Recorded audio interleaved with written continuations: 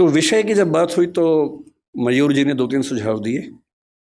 तो ये बोले कि हम सब की आजकल एक बड़ी दुविधा पेरेंटिंग को लेके है, अपने बच्चों को कैसे संभालें। जब मुझसे कोई कहता ना कि पेरेंटिंग की दुविधा है, बच्चों को कैसे संभालें, मुझे बच्चे भी दिमाग में आते हैं कि पेरेंट्स को कैसे संभालें ये। और मैं जनरली बच्चों के साथ खड़ा होता हूँ इस मामले में, पेरेंट्स के साथ में कम खड़ा होता हूँ। और मुझे सच में लगता है कि ज़्यादा सीखने की ज़रूरत पेरेंट्स को है, न कि बच्चों को है। और अभी कोटा में जितनी दुर्घटनाएं हुई, तो वहाँ के एक वरिष्ठ अधिकारी हैं राजस्थान सरकार के, जो कोटा में टीएम भी रह चुके हैं। उन्होंने मुझे फ़ोन किया कि मैं चाहता हूँ कि आप भी इस प्रक्रिया में हमारी हेल्प करें बच्चों के लिए। मैंने कहा आप जिस दिन कहेंगे मैं आ जाऊँगा, जो कहेंगे मैं कर दूँगा, आप बताइए क्या करना है। बोले कोटा में बहुत सारे बच्चे हैं, हम चाह रहे हैं कि उनसे आप बात करें। मैंने कहा एकदम आ जाऊँगा, लेकिन अगर आप मेरी सलाह माने तो उनके पेरेंट्स से बात करवाइए, क्योंकि ये दिक्कत बच्चों की नहीं है, ये दिक्कत पेरेंट्स की है।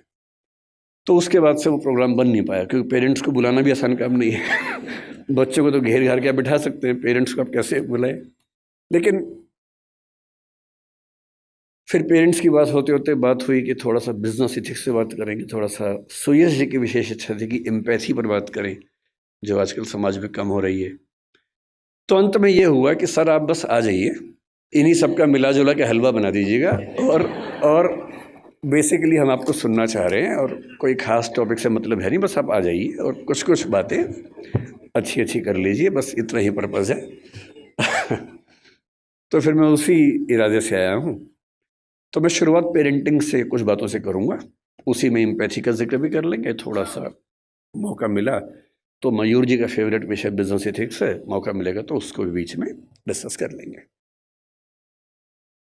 मैं क्योंकि अध्यापक हूँ और बच्चों से बात ज़्यादा करता हूँ, अक्सर मैं जब क्लास लेता हूँ तो बच्चों की संख्या अच्छी खासी होती है, और ये बहुत चुनौती होती है कि उनको 3 घंटे 6 घंटे 8 घंटे बिठा के रखना।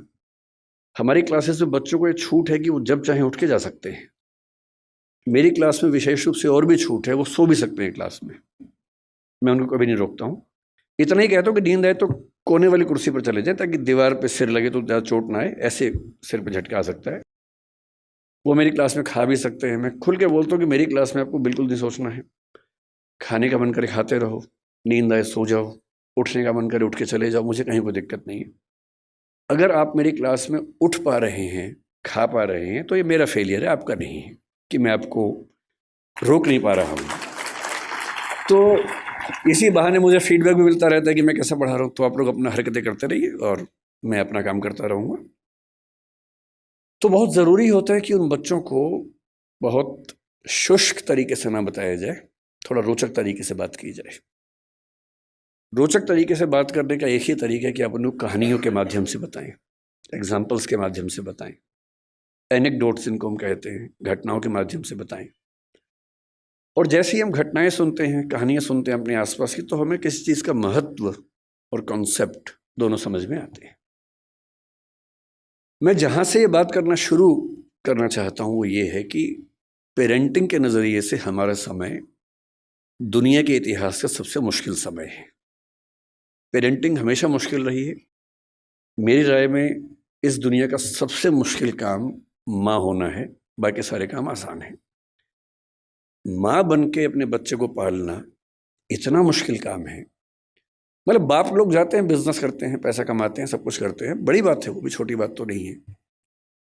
लेकिन उससे ज़्यादा मुश्किल है एक छोटे बच्चे के साथ 24 घंटे गुजारना, बिना क्रोधित हुए गुजारना, उसकी हर तरह की जिद, हर तरह की छटपटाहट, बेचैनी को झेलते हुए गुजारना, अपने जो करियर हो सकता था उसको दांव पे लगा के उसकी ज़िंदगी को संवारना। एक छोटा बच्चा एक स्टार्टअप जैसा होता है, क्योंकि जैन समुदाय है इसलिए मैं ऐसी भाषा ज़्यादा बोल रहा हूँ।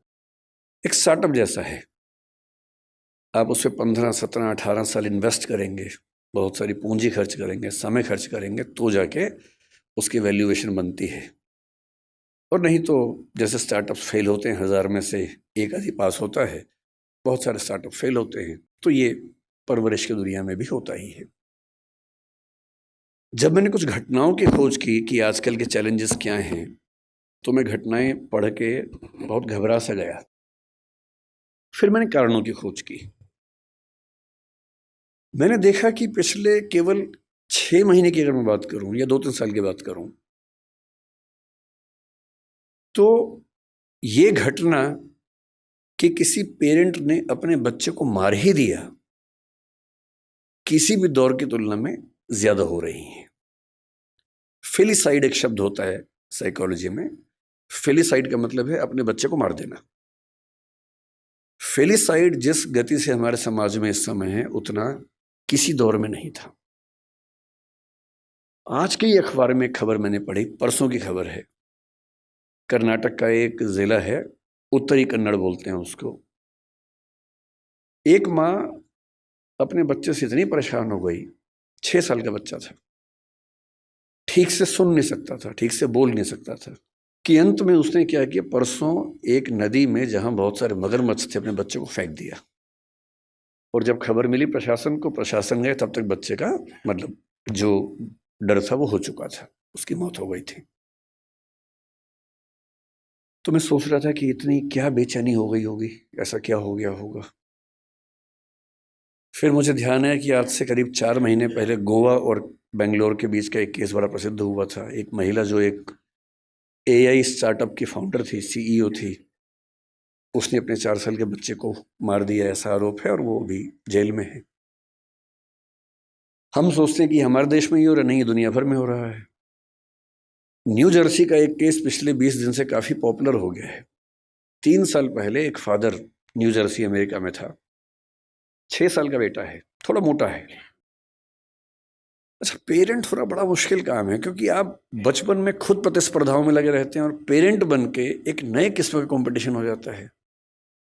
इसका बच्चा पढ़ने में मेरे बच्चे से ज़्यादा अच्छा कैसे हो गया, उसका बच्चा दिखने में मुझसे, मेरे बच्चे से अच्छा कैसे हो गया। एक अजीब सी प्रतिस्पर्धा जिंदगी भर चलती रहती है। इसलिए पेरेंट होने में बहुत पेशेंस चाहिए, क्योंकि आपका बच्चा वैसा होगा नहीं जैसा आप चाहते हैं।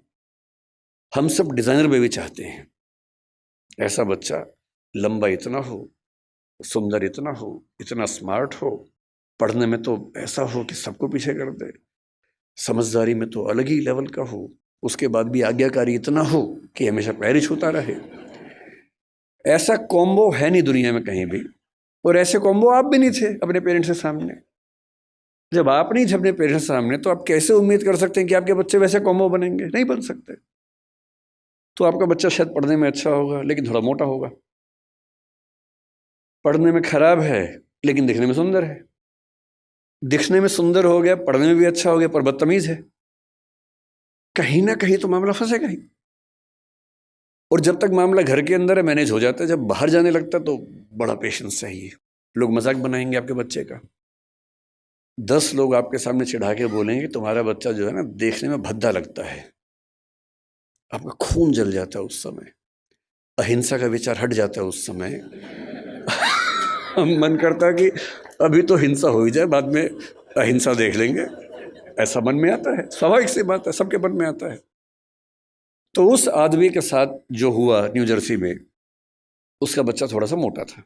बहुत लोगों के बच्चे मोटे होते हैं, अमीर समाजों में ज़्यादा है, अमेरिका में ओबेसिटी ज़्यादा है, यूरोप में ज़्यादा है। मेरा ख्याल है कि भारतीय समाज में, जैन परिवारों में दिक्कत थोड़ी ज़्यादा होगी, क्योंकि जैन समाज भारत का सबसे अमीर समाज है।